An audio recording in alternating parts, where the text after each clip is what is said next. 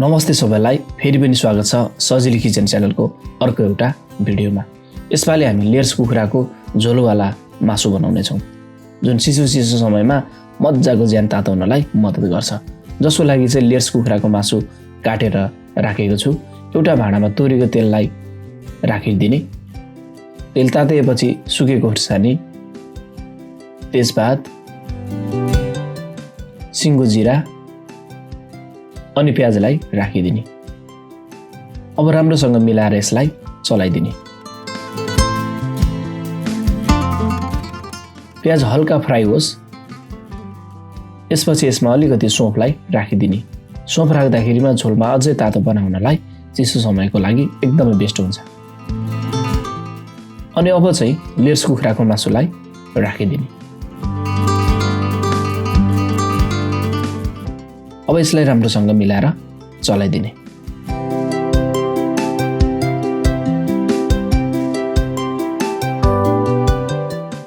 मासुलाई बीचमा चेक गर्दै चलाउँदै तयारी गर्ने।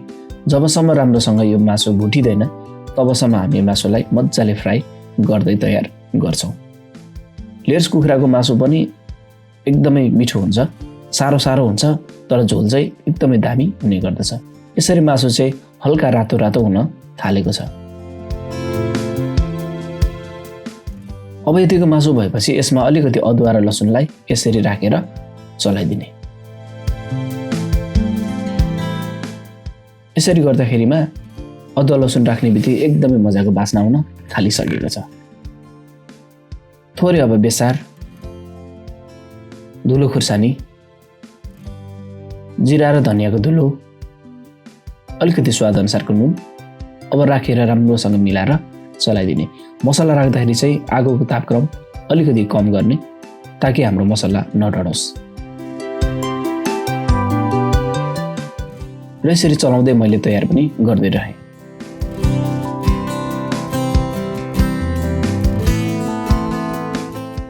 यसरी मसला चाहिँ राम्रोसँग फ्राई हुँदैछ। अब यसमा टमाटरलाई राखिदिने अनि यसलाई पनि मिलाएर चलाइदिने।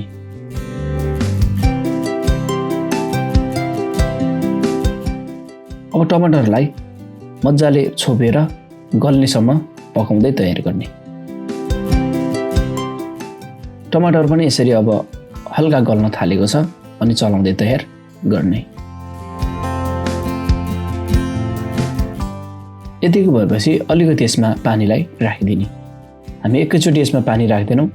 मसला र टमाटर राम्रोसँग पहिला पाकोस्, मासु पनि पाकोस्, त्यसपछि अनि हामी झोल तयार गर्छौँ।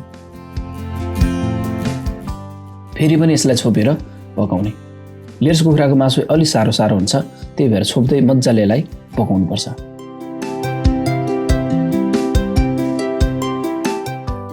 र बिचमा यसरी चेक गरेर चलाउने। अनि यसमा चाहिँ अब चिकन मसलालाई राखिदिने अनि यसलाई पनि चलाइदिने।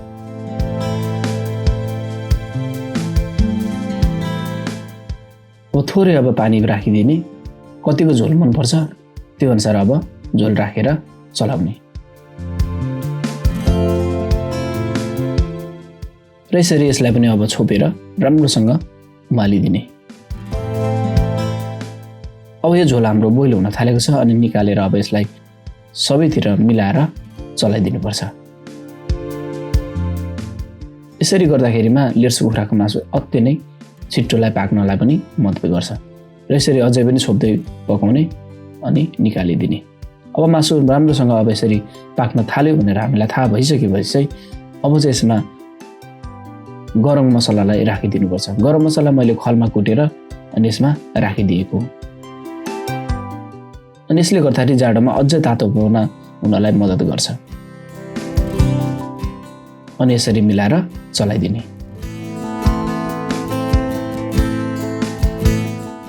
अब यतिको भएपछि लगभग हाम्रो यो लेयर्स कुखुराको झोलवाला मासु चाहिँ तयार हुन थालेको छ। यसमा अब धनियाँको पातलाई अब राखिदिने। मैले चाहिँ काँडे धनियाँ अथवा पहाडी धनियाँ राखेको थिएँ। यदि नर्मल धनियाँ छ भने नर्मल नै राख्दा पनि हुन्छ र चलाइदिने। अब यो मासुलाई अब यसरी मैले निकालेर तयार गरेँ।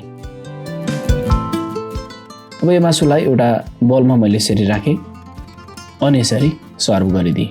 अति नै स्वादले भरिपूर्ण भएको, खाँदाखेरिमा एकदमै मिठो, तातो तातो चट्ट परेको चिसो समयमा झोलवाला लेयर्स कुखुराको मासुको रेसिपी मैले तपाईँहरूको बिचमा आज सेयर गरेँ।